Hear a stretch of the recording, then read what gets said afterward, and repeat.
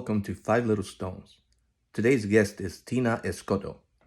She is very gifted spiritually, and she will tell us a little bit about herself.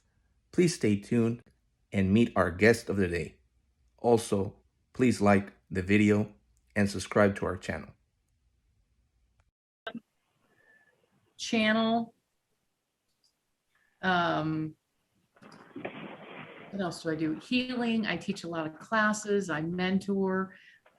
Most important, I'm a mom. I have two boys. I've been married 37 years, and I've been on the spiritual path. It's been over 20 years I've been on the path. I've been doing it professionally for the past 6 years. So Perfect. Yeah, so it's been a journey. It's been really fun. So tell me, or share with us a little bit about the healing that you do with horses, because I think you're one of the only people that I know that does that. And I've been in healing sessions with you where the patient is in the center and there's healers all around. And then the horses immediately come and participate, and they start doing their thing to help this person heal. So that's amazing. That's like, I don't know, Snow White and the little forest animals helping her like clean the house. It just boggles my mind, and I love it. Can you tell us, how did you start that? How did you realize that the horses can heal, or that they even wanted to? You know, it was really strange. I've had horses for a long time, and going into this occupation of the metaphysics, and I wanted to combine what my passions are, because right now I'm in a stage in my life where I'm doing things that feed my soul. I'm not doing things that don't feed my soul, that I don't enjoy, that I don't get excited about. So I wanted to incorporate one of my passions, which was horses, and into my practice. So I started out doing trail rides, where I would take a person on a trail ride. It's not a dude string where the horse is all saddled up, you get on and you ride. This is a full contact where you come to my ranch, you grab the horse with a halter, you learn how to do that, you brush the horse, you connect with the horse, and then you saddle the horse. If you don't know how to saddle the horse, I verbally talk you through it, because it's about you connecting with the energy of the animal. And I can see how my horse reacts to you, of where you're at physically, emotionally, mentally, spiritually. So we go on a trail ride, and I wait for your energy just to relax and get into a space to where we can actually do some energy work on you. And so I'll stop the horses. I put a blanket out. Now I can either do a mediumship read, a psychic read, I can do healing, a chakra tune-up, anything like that. But I tie the horses next to us. So the horses are working on you energetically. Their auric field can go out to be like a football field. They're amazing animals. So they're highly, highly sensitive. And what my horses do is they feel your energy, and they will pull the energy through them and transmute it. So they take your energy that no longer serves you, and they run it through them, and then they yawn and release it. So I don't know if you've ever been around horses. Horses normally, it's not a normal characteristic for them to go around yawning, okay? So when they're releasing the energy, they'll release it 5, 6, 7 times. So they stick their neck out, they yawn, their eyes roll back, and their ears pin when they're doing that. That's them releasing the energy. Go ahead, I'm sorry. Being connected with the animal is amazing. So when we're done with the session, whatever work I do at the same time, you then get back up on the horse. We ride for about another hour to 2 hours, and come back to the trailer, come back to the barn where you brush the horse, bathe the horse, and get it set to go back into its stall. So that's, and first of all, started. I mean, I've been to your property, and it's beautiful, and your horses are pretty cool. Yeah. And I didn't grow up around horses, but since I was a kid, obviously you want to ride the horse, and right. I have a certain interest. And mind you, I used to watch those Errol Flynn movies, sword fightings and this and that, and somehow at the Lone Ranger there was always a horse involved, and that was awesome.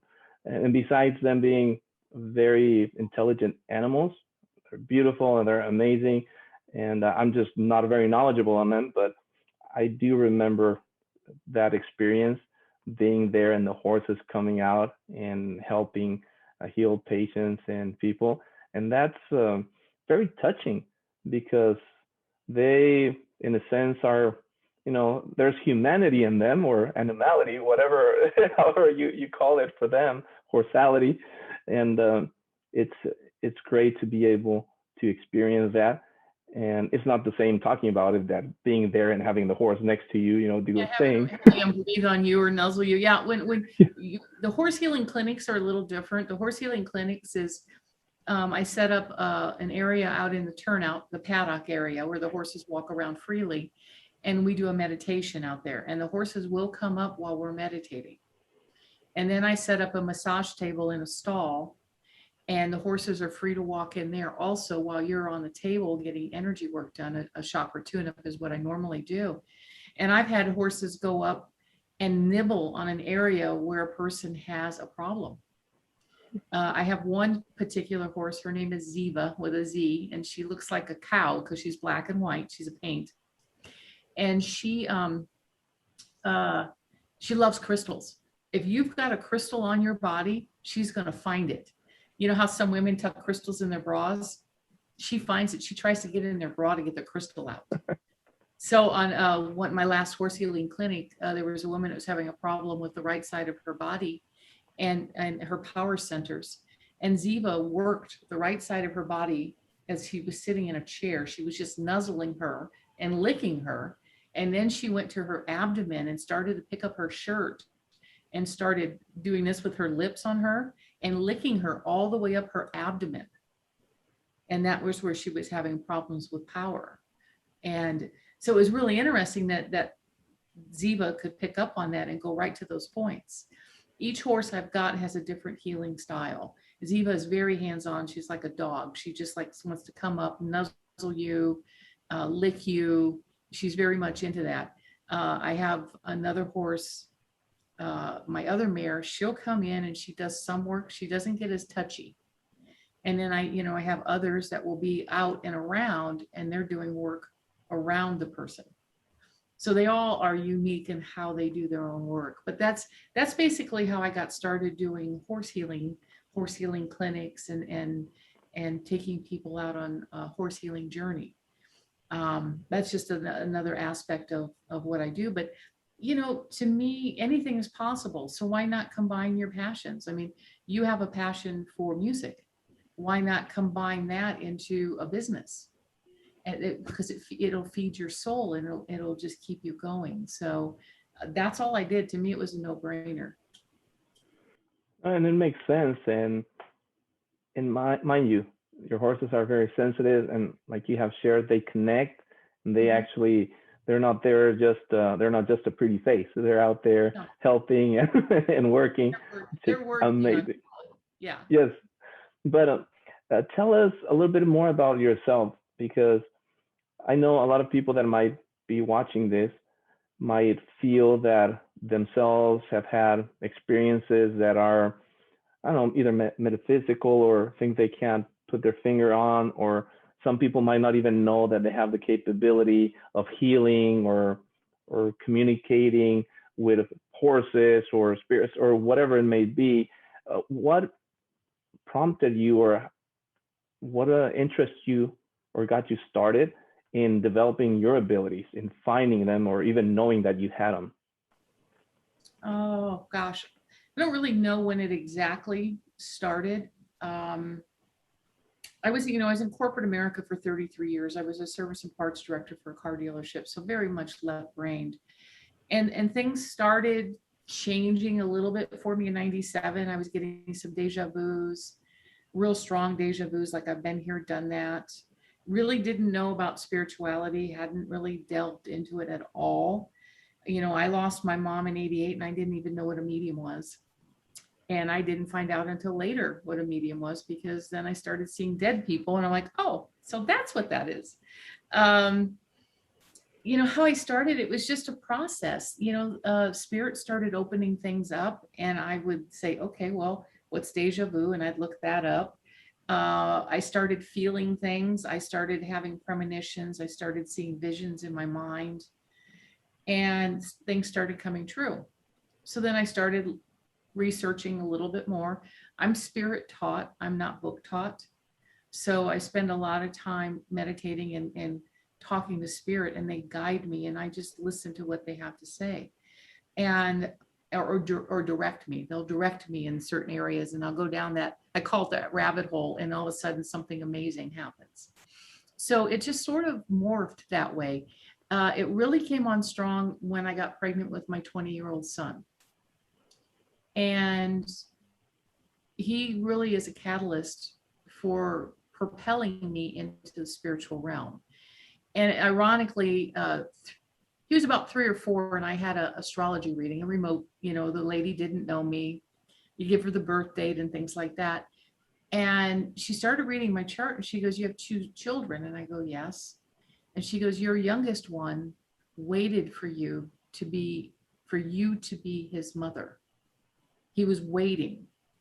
And his job is to take you spiritually from A to Z in a very short period of time." And that's exactly what happened. I have a 10-year span between my boys. I have a 30-year-old and I have a 20-year-old. And we weren't planning on having any more children. And he just sort of appeared.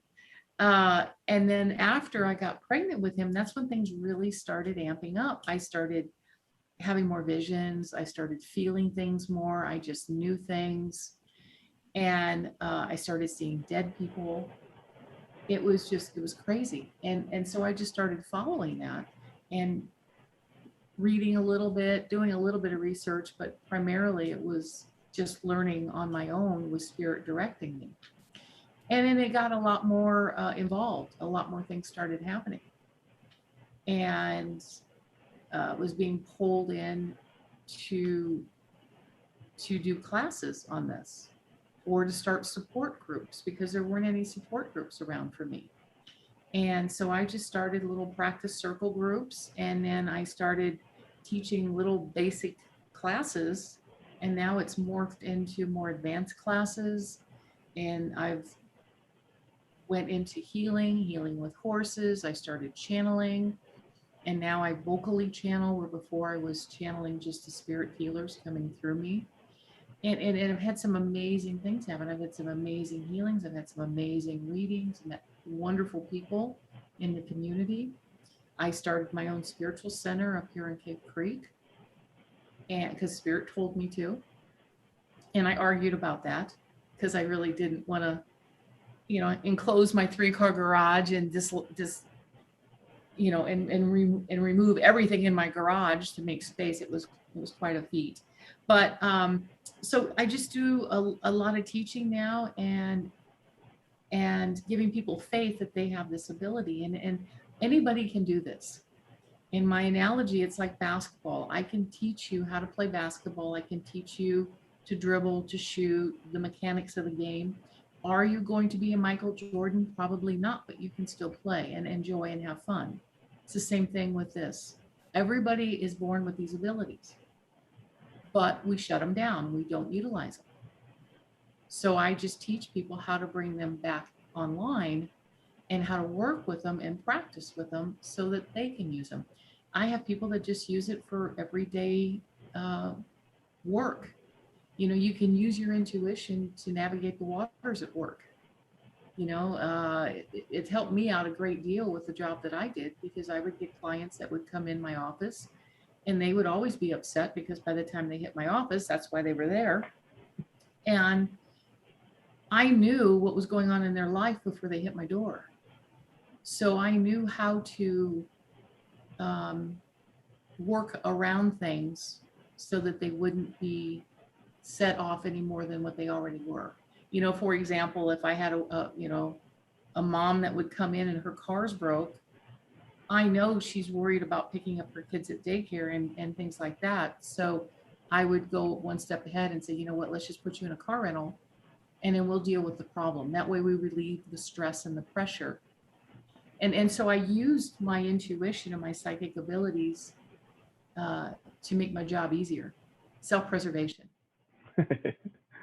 Well, but that's totally valid, because it's like saying, well, I use my strength to be able to work. Well, it's or I have a good eyesight. That's why I can be a pilot, because I've heard they need good eyesight or whatever it may be. It's a part of your abilities, and I believe you are not only allowed to use them, but you should use them, because that's why we have them, not just for our own benefit, but to share them to the world and help people. And by helping others, we end up helping ourselves inadvertently. But one of the things I like to share with the audience is, first of all, I'm a student of Tina, and she put up with me for a long time in her classes, and she was very patient because I have a lot of questions, and I don't know, I'm a handful sometimes, but I really learned a lot. And to this day, whenever I have my workshops and seminars, I usually talk a little bit about myself, not to bring up the ego, but just to share with people, because I believe it's important that when you're learning something, you want to know where the knowledge comes from and where have they been, what experience that person has. And in that sense, I'm an open book. And one of the mentors that I always mention in my workshops is Tina Escoto, because I do consider being your student has taught me so many things. And I like to reference being your student because, first of all, I feel a strong connection with you. I feel super excited in your classes whenever I'm learning something and something clicks or something works. And when it doesn't, it's amazing because you're always reassuring and you find a way to make it work or give some insight that maybe I wasn't thinking of and try it. And then voila, oh, look at here, now it's working better. So that's something that I always appreciated of being at your classes. But not only that, one of the things that I share a lot when I'm teaching, especially healing and different workshops that I give myself, is something that you shared with us once. And I don't know if you remember, but I haven't forgotten. Okay. And you were just sharing with us that we just have to be ethical and have principles. And that really hit home for me because, mind you, when you're in this path of whether it's astrology or mediumship or psychic, you know, there's like in other places, there's the good and the bad and the ugly, right? And something that I've noticed on some people that don't have just that ethic, and they just have a different way of thinking or approaching or goals, so to speak. But something that you shared with us, and I'll paraphrase, but you mentioned that if somebody comes to you for either a reading or whatnot, and if at that moment you were just not getting the reading, you'd honestly tell them, you know what, I'm not picking up on anything right now. If you like, we can try some other time, but I'm not going to lie to you and make something up when there's nothing there. And that has really touched me because that's a perfect example of how I like to share the little bit of knowledge or any experience that I have with others. Like, you know, take this knowledge and go help people and be ethical. Don't do it for the wrong reasons. Don't go out there and thinking, oh, I'm going to go get rich doing this or that. No, go there to help people. And while doing that, if you need to make a living and you have to pay bills, well, you know, make a living, earn an honest living, but don't trick people. Don't be that guy, right? So it's one of the things that till this day, I remember it and I'm passing it on because that really connects with me. And I think I'm in that vibration where it's very important. Maybe for other people, it's not. But for me, it is really important to be ethical, especially in this path where there is a lot of, it's not your standard mainstream profession or practice or whatnot. So you have to be double cautious, right? It's getting to be more mainstream though. I've noticed I have a lot more people that are coming to my classes that they're not finding what they need from the churches anymore with the religion, and they're seeking spirituality. They're seeking God's source, and so they're investigating more the metaphysical. And I find that very interesting, that people are reaching out. So I'm getting more normal people like me. I mean, I was in the car industry. It's I didn't do this all my life and study all my life in the metaphysics. It's something that came on later in my life. I mean, I'm 56 now, and it started happening over 20 years ago. I was born a medium. It got shut down as a child because my parents didn't understand, and I had no clue. And so it was something that transpired later in life. And I'm finding a lot of people like that. There's a lot of people that are a little older, a little more mature, and things are starting to happen to them, and they don't understand what's happening. It's because they're starting to open up, and they're starting to connect more with God, with Source, Creator. And when you do that, it opens up a lot of different things, a lot of possibilities that can happen. And so I'm finding the people that are coming to my classes are seeking that. And also the ones that tend to gravitate to my classes, they don't have any faith in themselves or their abilities. They doubt themselves a lot. And I have such faith in God, Source, Creator, and Spirit that to me, that I totally believe what I'm being guided to do. And I see the benefits from what I'm doing. If you were to ask me years ago, would I be doing something like this? I would be absolutely not. Would I be channeling spirit and having them come in and actually touch my clients for healing purposes? I would have said, you're crazy. That can't happen. But I believe so much in what I'm being guided to do that I just follow, and it opens up some amazing, amazing things. I've just seen things that just blow your mind. I first of all, I see dead people. I'm clairvoyant. That means I see them. I see attachments on people. When people have energetic attachments, I see that on people, and I do work around that. I've done psychic surgery. I've done the hands-on healing. Those are things that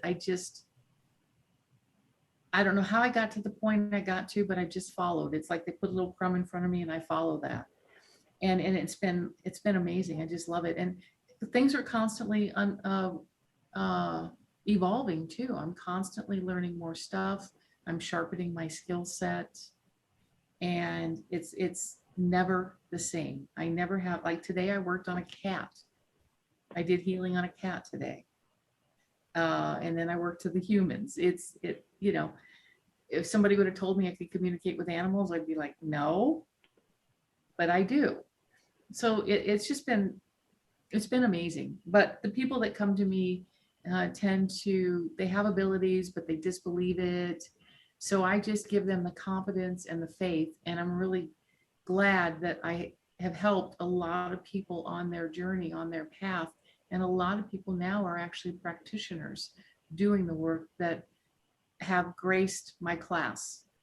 I might have played a small part in their evolvement, but it's been a great journey. And like I said, it's crazy what I see. I first time I saw an ET. I'm not a sci-fi person. I don't really get into any of that stuff. And the first time I saw an ET, I didn't know what it was. I knew it was like an ET, but I didn't know the name of it until I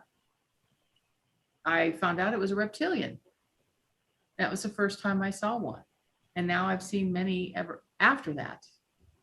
I see them as attachments, but I also I see them as good too, because they've come in my healing sessions. I've literally have seen a mantis ET standing over or next to one of my clients on a massage table. And there was a grid system, like a hologram grid system over this person's body. And this mantis was touching the grid in certain areas. I was amazed. And the cool thing about this is since I don't study it and I don't study ETs, I don't know their names and I don't know what they look like. So when they appear to me and I search on the internet images, it's exactly what I see. How can you make that stuff up? You know, so I do believe that anything is possible.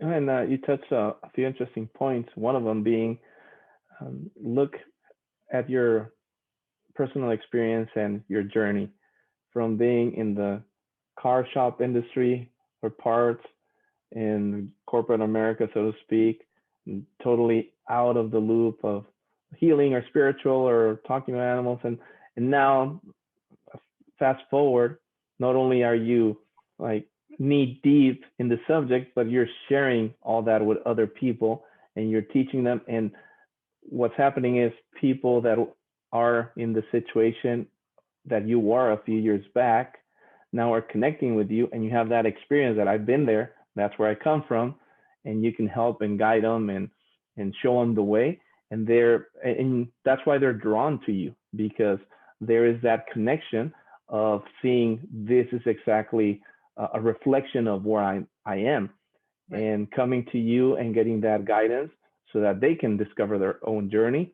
And later on, they'll be here chatting with me, giving me an interview. Yeah, I mean, it's amazing the people that are stepping up and stepping into this field, you know, and the kids that are being born now are amazing. I went to a baby shower not too long ago, and there was this little girl there, and she was there with her mom, and she was probably 7 or 8. And I went up to her mom, and I normally don't just like blurt out stuff to people. I usually ask permission and things like that. I sort of knew this woman, and she knows what I do for a living, so she wasn't freaked out at all. Anyway, her little daughter's an empath, and having a sensitive child and not understanding it's hard to parent a child like that when you don't understand what being an empath is. An empath is somebody who feels things very deeply. So a person can walk in a room, an empath can walk in the room, and if somebody is ill, that empath can pick up on that and feel that way. If you don't understand that, you think you're ill. So a lot of empaths wind up going to the doctor, and the doctor's like, well, there's nothing wrong with you. But they have symptoms. And these are symptoms that they've taken on from another person. Okay, they may not have the illness, but they have the symptoms. Or empaths, they don't like to go out in public a lot. They do better with nature, they do better with animals, because they don't take. Animals and nature give energy. People take. So an empath is constantly being plugged into and drained by other people. So that's why they naturally avoid going out in large crowds. They come across more of an introvert, but they may not even be an introvert. And so by giving a little bit of knowledge to the mother, it enlightened her so she could understand her daughter a little bit more. But these children are coming in with such abilities, and they're so open, the veil is very, very thin with them.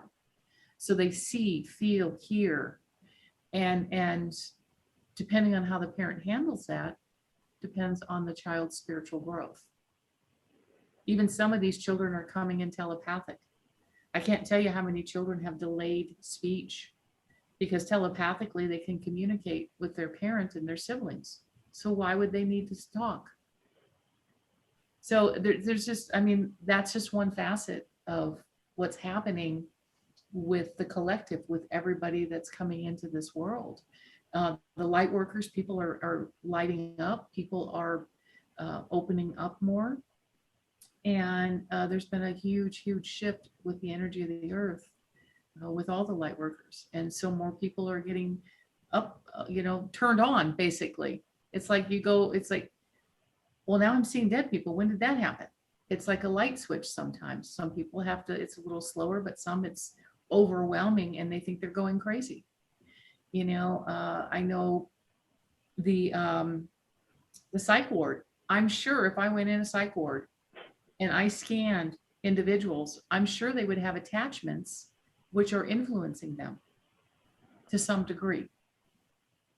But they're known as crazy, so they medicate them and they dumb them down so that they don't feel anymore or see anymore. But if they had an understanding of what might be happening, I mean, it could be medical too, but what might be happening is something spiritual. And if they were to understand that and be able to work with that, they might lead more of a normal life. And that's very important, because I think, at least on my perspective as a healer, I'm never trying to replace like the mainstream medicine, by no means. One of the first thing I always tell the people is go see your doctor, Right. because that's the first place to start. But also, I know there's a medicine, or the official medicine extends to a certain point, and that's where we can get the handoff and continue helping, where medicine currently it's limited or does not understand or go to that other part of the holistic healing, so to speak. And another thing is, unfortunately, and this is my personal perception, but with the mainstream medicine, there's a lot of interest in the end, because it's an industry and it's all about the money. There's shareholders, and all they care about is the return on their investment. And that's a conflict of interest when you're trying to heal people. Like, are you trying to get rich, or are you trying to heal them? You can do one or the other well, or you can balance it out. But unfortunately, that's not the way the main, at least drug companies and the big corporations are heading to. So, and I've experienced a lot of that myself. So I can speak to it through my experience. But at the same time, there's a lot of doctors that are now opening up. Their mind is, growing, and they're seeing other things, and they're not just stuck in the box. It's getting to be like back in the day when we were actually discovering medicine. They're rediscovering that there's more healing. And I believe that at some point, medicine and science and spirituality, healing, they're just two sides of the same animal, so to speak. They're not, I don't think the answer is to fight whether the official medicine or science is right, or the spirituality or healing or even religion is right.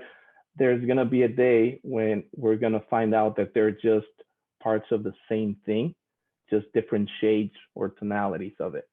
So well, I think they can all interact together and accentuate each other. What I find, obviously, if somebody comes to me and their arm is hanging because it's broken, they need to go to a doctor. Okay. But after that, they may have some trauma from that break. And that's where healers can come in and help heal that trauma. I have seen things stored on a cellular level that people are keeping in their body that eventually turns into disease. Now, when that disease hits, the doctor deals with that disease. Okay, they give medication, treatments, whatever it is, but they're not going back to the root of what caused it. So I feel that they would probably have better results if they went back to the root of that disease, what actually manifested that, and what trauma manifested that, and work from that forward. And a lot of my work, that's what I do. I mean, I see PTSD in people when I scan their bodies and I go to remove stuck energy. I see PTSD in them. It comes out. I was doing a chakra tune-up on a woman, and I used the tuning forks, and I touched her sacral chakra.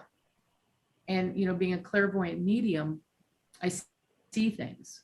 And I saw the word baby in my third eye. And I asked her, have you ever had a baby? Do you have children? She goes, no. So I hit it again. I saw the word baby again. Now I know spirit does not waste information.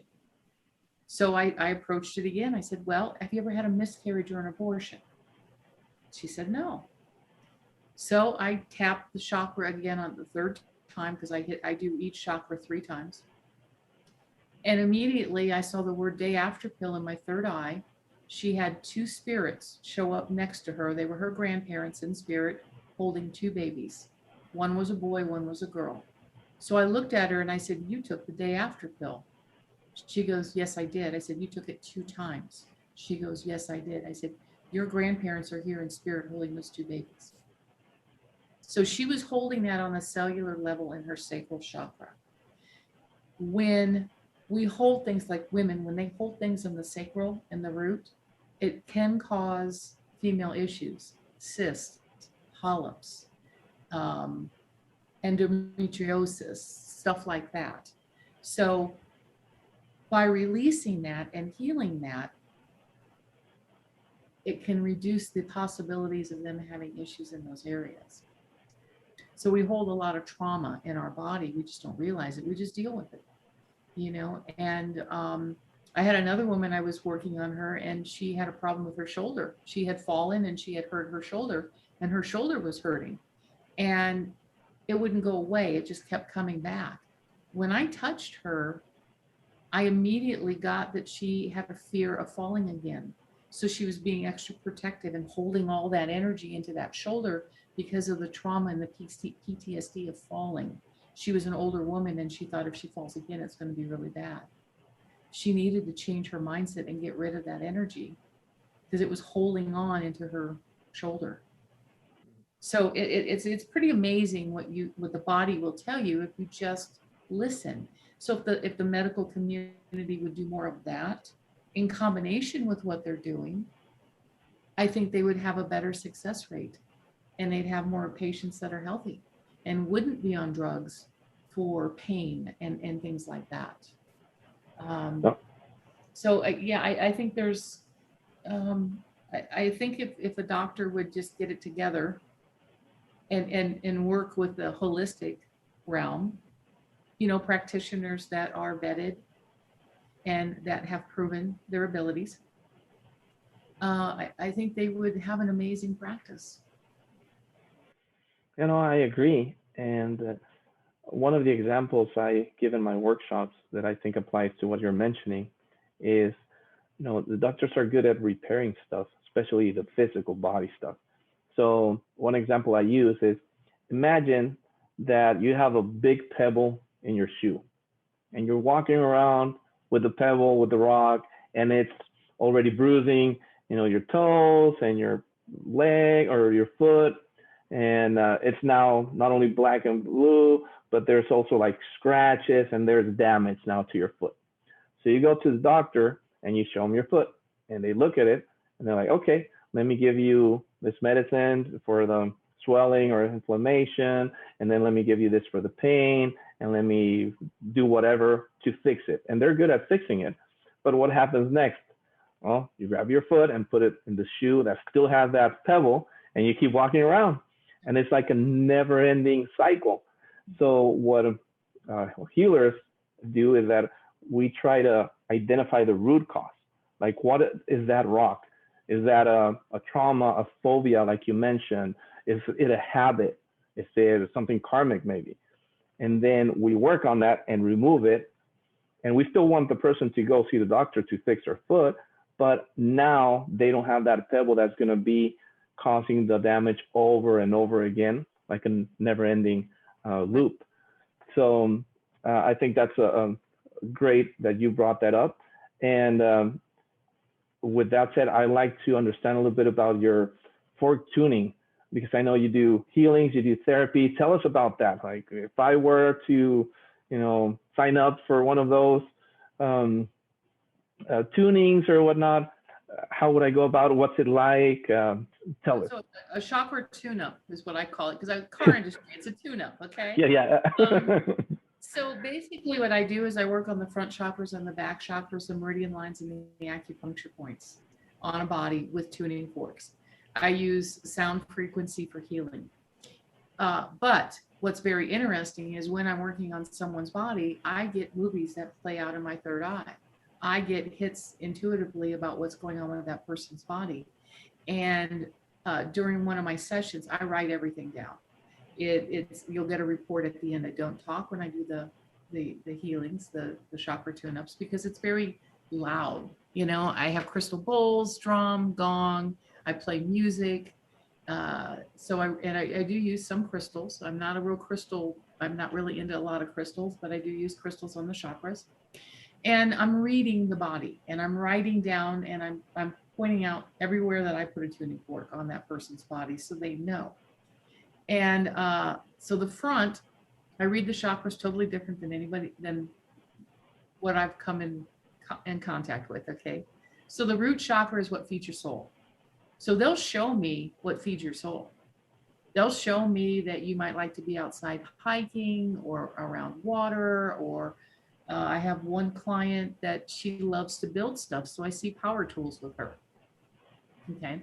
Sacral chakra, I can see like what I talked about earlier about that woman having the day after pill. But I also get a lot of food sensitivities, or they're not drinking enough water, or more medical stuff. Some financial stuff, but not a lot. The solar plexus, I get a percentage of your intuition that you're using. So if you don't trust your intuition and you only use it when you're like in a bind, it might be 50%, but they'll show me a slide of 50, 60, 70, and then they even underline where that person resides most of the time. Their heart chakra, I can see trauma, I can see grief, I see lots of things with the heart chakra if it's been shattered, and they might even play a little movie on what caused that trauma. Throat chakra, communication, that one's pretty clear cut, but it can also show different things if they're not speaking. And they'll even show me sometimes of who they're not speaking with, their truth or clearly. And then the third eye basically, it's like when I look at it, it's like a Betty Boop eye staring back at me and blinking. That tells me your third eye's open. But sometimes they're not open, they're a little closed, or it might blink, open and then blink, you know. So it tells me information. And the crown chakra tells me how you're connected to God, source, creator.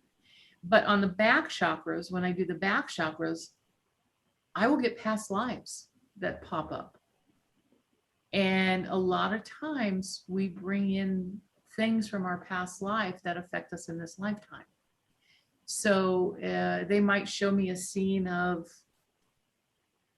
somebody being hanged, and it plays out, and that person may have neck issues. So it's pretty interesting. It takes about 2 hours to do a chakra tune-up.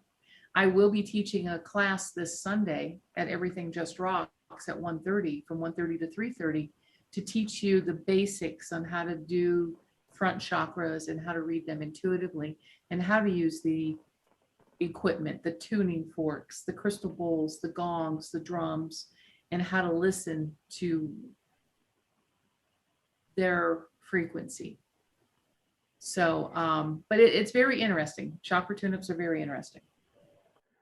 So the class is this Sunday, June 27th, if I'm not mistaken.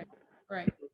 Yeah. Perfect. Now, I'm glad you brought that up, because like I started our chat, you know, I'm definitely one of your students, and I've been to your classes and they're awesome. Thank you. I really enjoy them. And you know, because you saw me there forever. You couldn't get rid of me. So I can highly recommend your classes.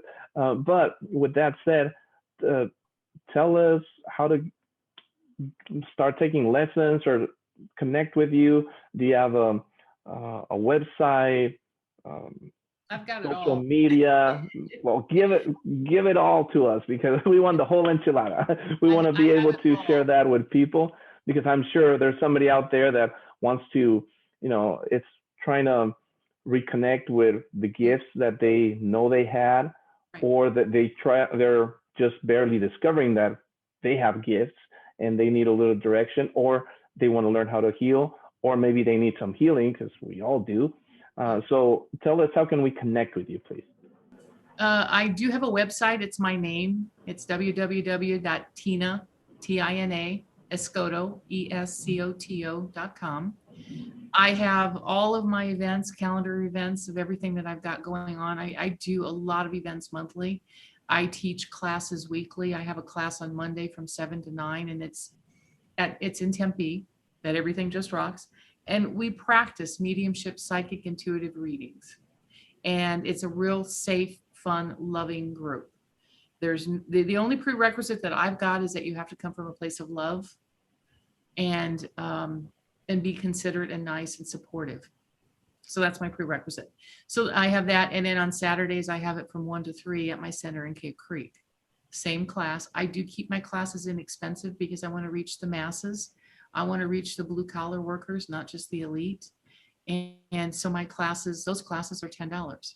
But on my Facebook, on my website, you have everything that I've got going on months in advance, all of my classes, and I change it up for my classes. I don't always teach the same classes. And so you can see that on my website. Again, www.tinaescoto.com. I am on Facebook. My professional page is Mystic Horse Journeys. And again, that has all of my events on there and things that I'm doing. And I'm going to start doing live videos and talking about little topics. Like I talked a little bit about being an empath. I want to do a video on attachments because people hear about it. They don't know what it is and how it can affect them. And it can shift your personality a little bit if you have an energetic attachment. So I want to talk about that. So I'm going to do a little more blogs on that, and I'm going to post them on YouTube, and I'm also going to post them on my Facebook page, which is Mystic Horse Journeys. My personal page is Tina Escoto. So I post on both of those. I do have a private group page for people that come to my classes. It's called Awaken Your Gifts Within. And anybody that comes to my classes is welcome to join that. And you can network amongst people that are like-minded. It's really important to surround yourself with like-minded people on these journeys because some people may not get you as things are happening. And it's really a lonely place. That's really why I started my classes, is because I didn't have a lifeline. I didn't have anybody to call that would help me without charging a lot of money, to be frank. So I started circle groups. I started practice groups. I teach classes for $25. My chakra tune-up class is going to be a 2-hour class. It's very hands-on. It's $25. One of my most expensive classes is an automatic writing class, but you do get a crystal pen for your own to keep during that class. So got lots of things going on, and it's a constant. I probably have 10 to 15 events a month, plus my private healings and readings. I also do psychic and mediumship reads, spiritual guidance. I also do mentoring. I do not time my healing sessions or my chakra tune-ups because you can't time healing. My mediumship and psychic, I do time. But I'm on Instagram, my name. I'm on Twitter, my name. I just started going on Snapchat and TikTok. I don't know why, like I need more things to do, but I want to get out and do a little more videos and little mini tutorials on things, like what's it like to be a parent with an empathic child? What's it feel like? What are the clairs? What does clairvoyance mean versus claircognizant, clairaugustance, clairalliance, clairaudience? I mean, all those. A lot of people hear these terms, but they don't know what they mean. What's physical mediumship versus mental mediumship? Can a psychic be a medium? So all these things. So that's what I'm going to start doing, is just like little quick videos and putting them out there so that you get a little bit of an education, a little taste of things. And if they want to expand on that, they can always call me. I don't charge for a phone call. I charge for a session. So I tell that to all my students, all the people that come to my classes. If something freaky happens to you during the week after coming to one of my classes and you don't know what it is, call me. If I can pick up the phone, I will. Thank you. Now, it's amazing and lucky for us that are here in the Phoenix area because we can just head down and participate. And first of all, the class on Sunday, what time is it again? It's 1:30 to 3:30, and it's at Everything Just Rocks in Tempe. It's a crystal shop. Perfect. Which Athena has a beautiful place, like Yeah, a she does. variety of stones Oh, and gems, and she's passionate about rocks. yeah. And I love it. I'm doing a healing meditation this Saturday night there. So Okay. to say, so what I've got going on this weekend, I don't know if you're going to post this right away or not, but Friday night I have a free drum circle.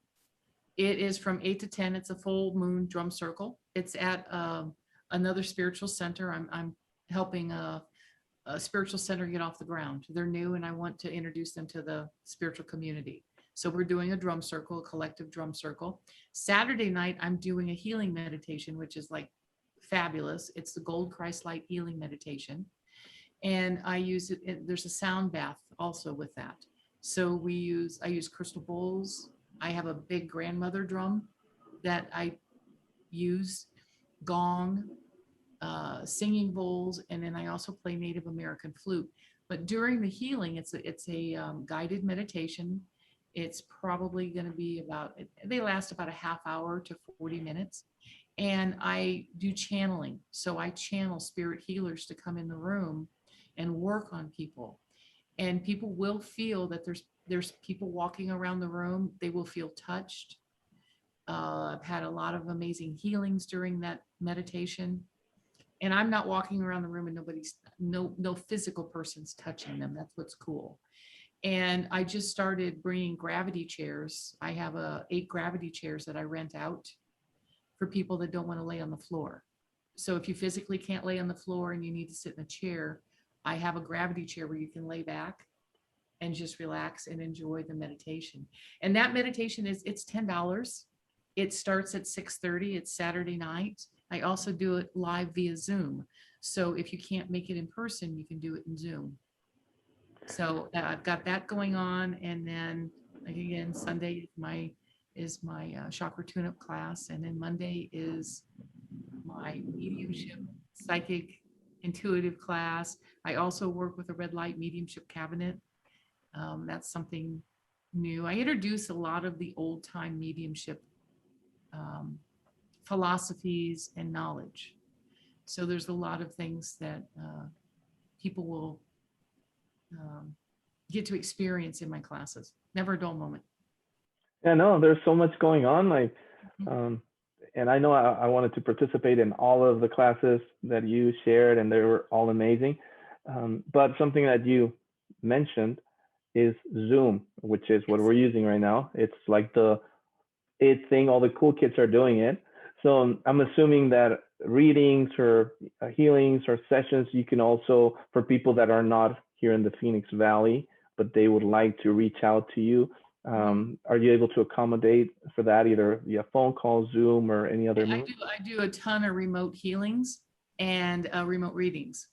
I don't use Zoom when I do my readings or my healings because I like to get into a headspace where I'm just sort of like in my head. And if I'm worried about electronics, it sort of distracts me. So I do everything on the phone. But I've had some really good response with remote healings. It's been amazing. And the remote mediumship and psychic and spiritual guidance sessions too. I mean, it's energy. Energy connects. Of course, the healings are more powerful in person, but they are still powerful remotely.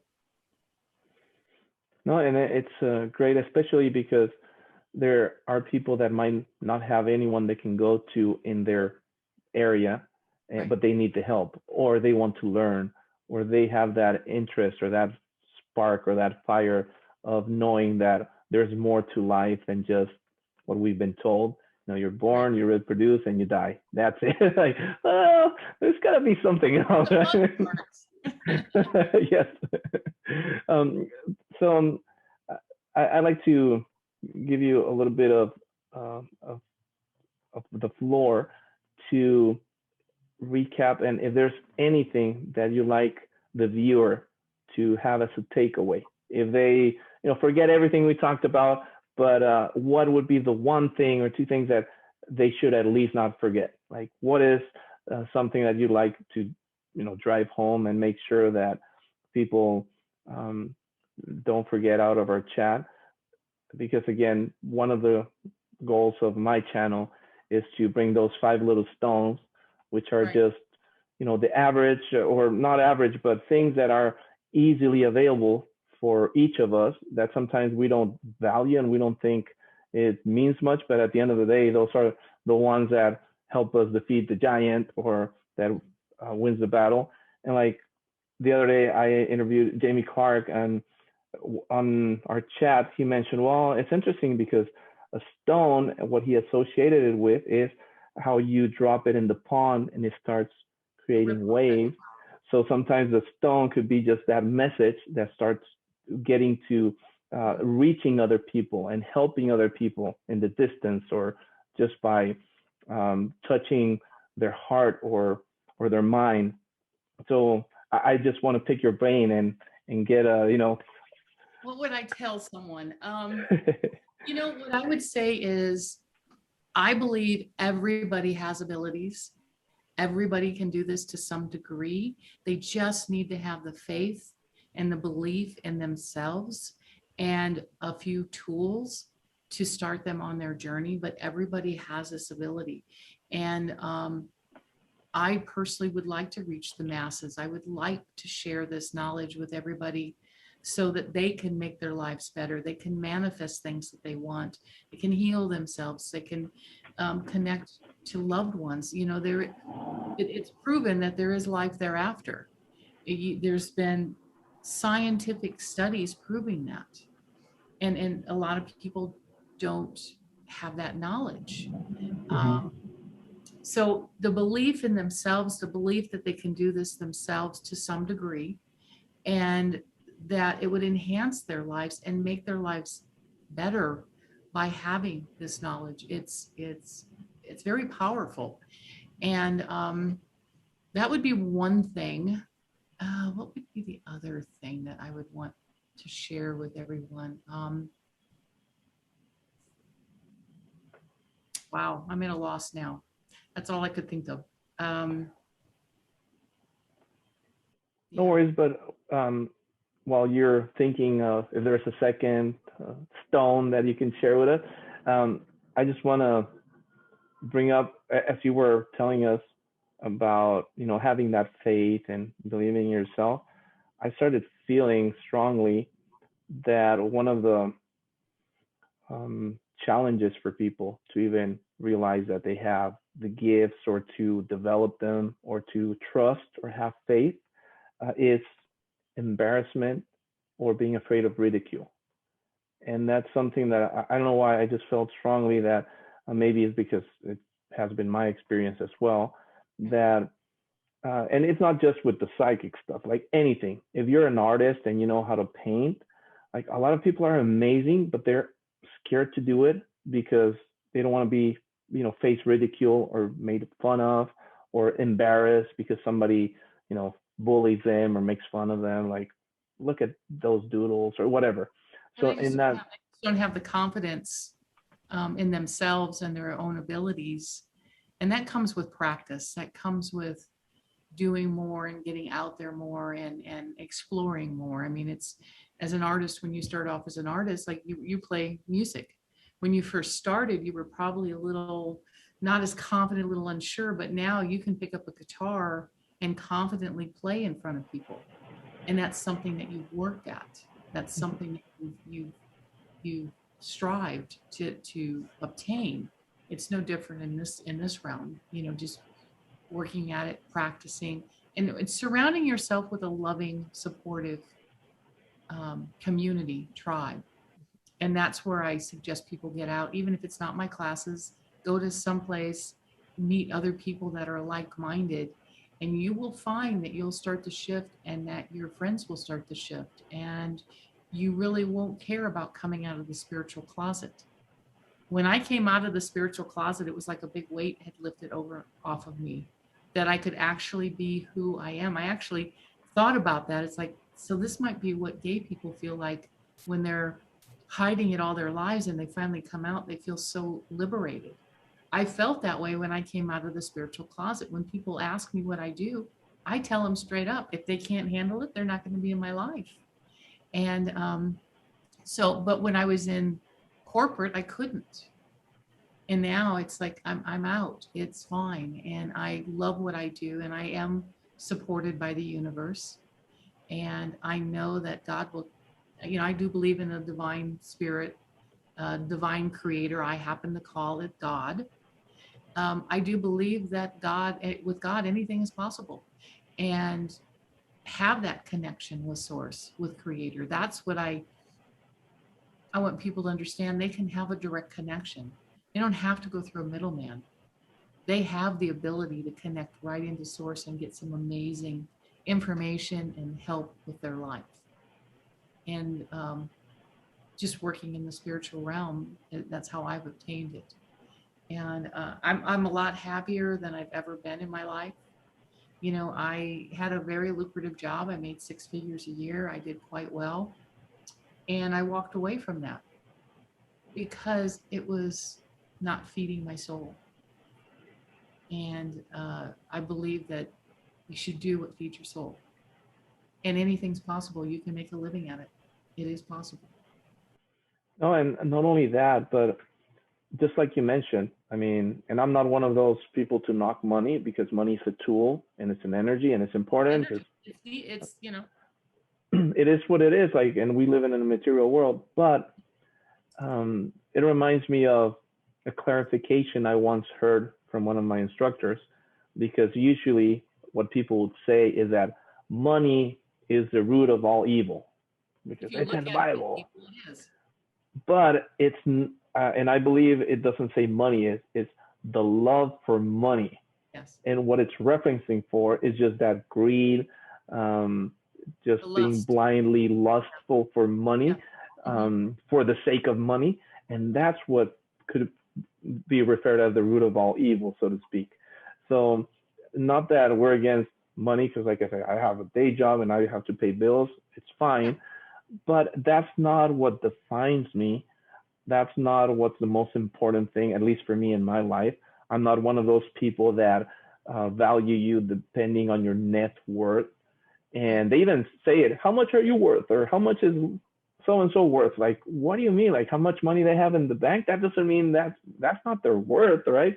That's maybe their possessions. But, and I'm one of those crazy cats that I don't believe that's the most important thing, because I met people that are very well financially, but in their family life, their health, they're just a basket case.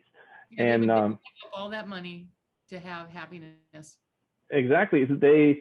And I think the Dalai Lama said something about it, that most of the people spend all their life making money, and then they spend all their money trying to regain their life, because when they get sick, and he said it more elegantly, obviously, but that's kind of the message. The one thing I learned with the mediumship reads, I've never had a spirit come through and talk about all the money that he had or she, the wealth, all the material things. They show me memories. They show me moments of the person with the person that is the sitter. They show me special memories. They talk about things, but they're not talking about, oh, I made $1 million and I was on Wall Street. That's not what they talk about.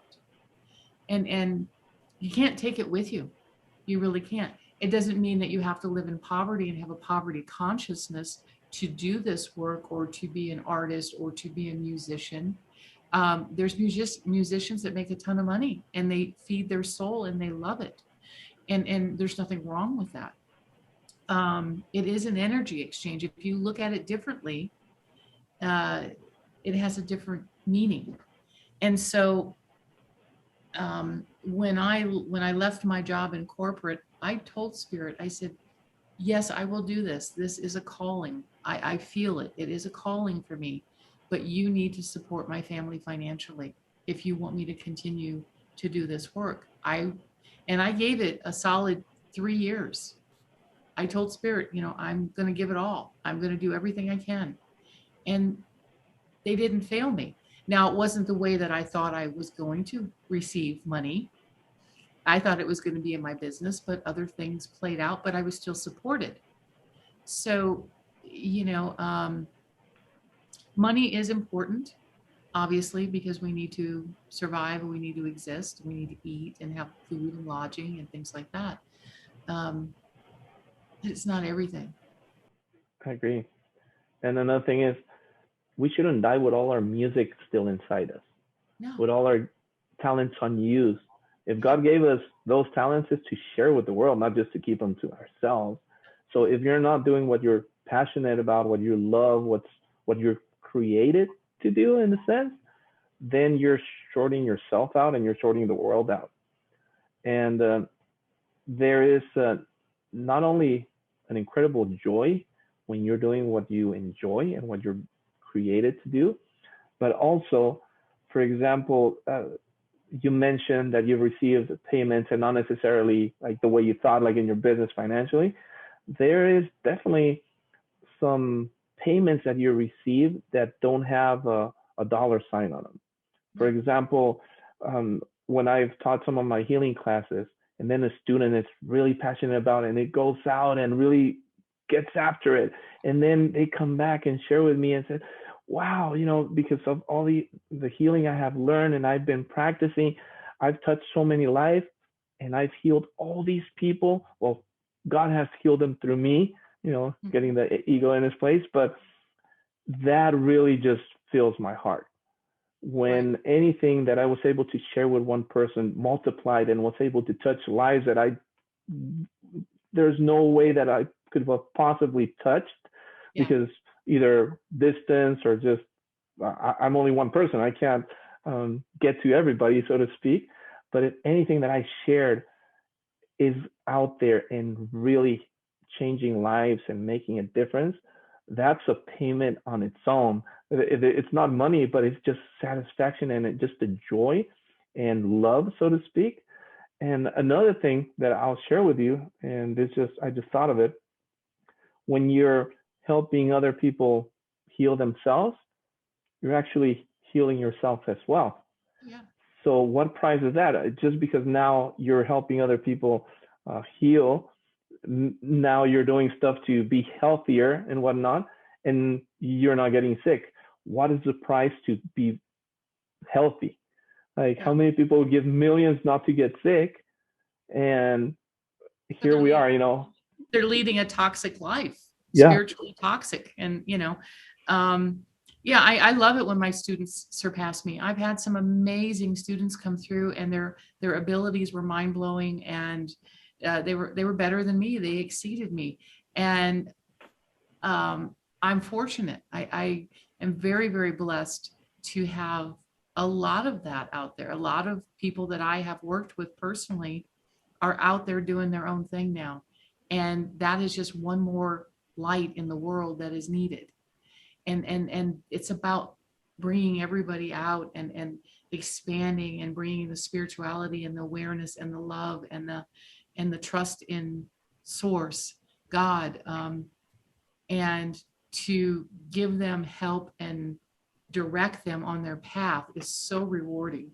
It really is. When I first started out, the ego in me, and I'm talk about ego, I wanted to reach the masses. And I thought that would be me on a stage with lots of people touching the masses. And one day I had this light bulb went on. I'm like, I am reaching the masses, because it's that ripple effect. I touch one person and they go out and they touch 30 people. If I put enough of those soldiers out there doing the work, I'm going to reach the masses through those soldiers. And that's how I look at it. The light worker soldiers. That's a good one. And I love it. Yeah. And mind you, I'm one of those crazy people that I want to make this world a better place, and call me tree hugger or whatever. But that's my spirit. Like, it doesn't bother me.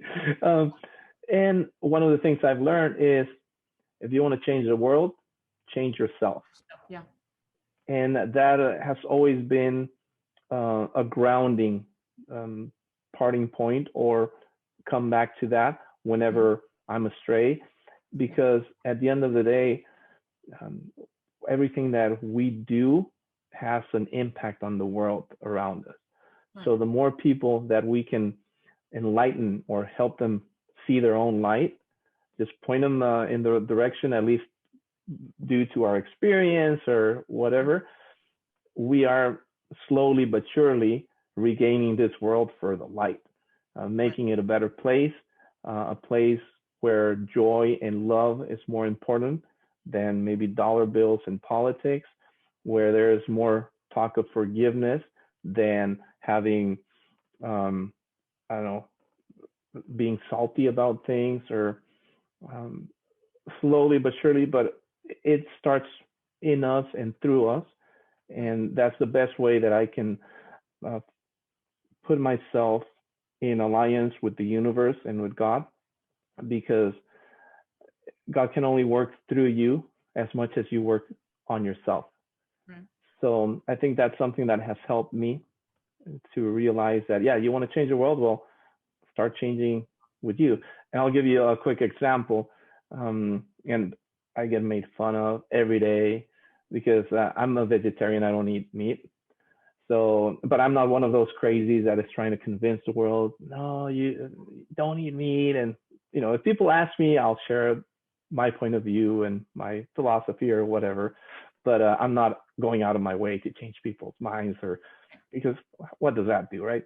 However, when I decided to become a vegetarian, I was 17. So it's rained a few times since, right?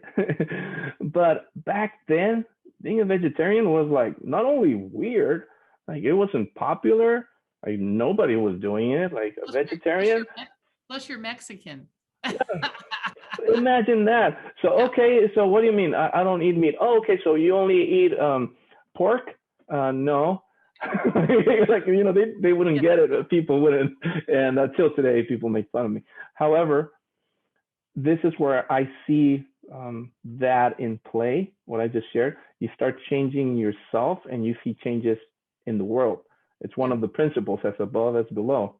And I think the saying is, man, if you want to know the universe and the gods, you have to know thyself. And then you'll know the universe and the gods. So what I'm trying to get at is, fast forward, and what is it, 30 years later from when I started being this crazy kid that everybody's made fun of till today. Nowadays, you go to restaurants and many of them have a vegetarian option. You go to the grocery store and there's vegetarians. Because when I started, this went to my mind, what impact am I going to make? I'm just one kid. You know, the meat industry and all this isn't going to change because of me, of one person. But I stuck with it because in my heart, I was convinced, you know, that was the right thing. And I just wanted to pursue that. So here in the present time, after all these years, now I'm seeing changes in the world. Right. You go to a grocery store and you have cage-free eggs and milk without hormones, and like there's been changes. And I don't want to say that, well, just because I became vegetarian, that's because that's what caused the world to change.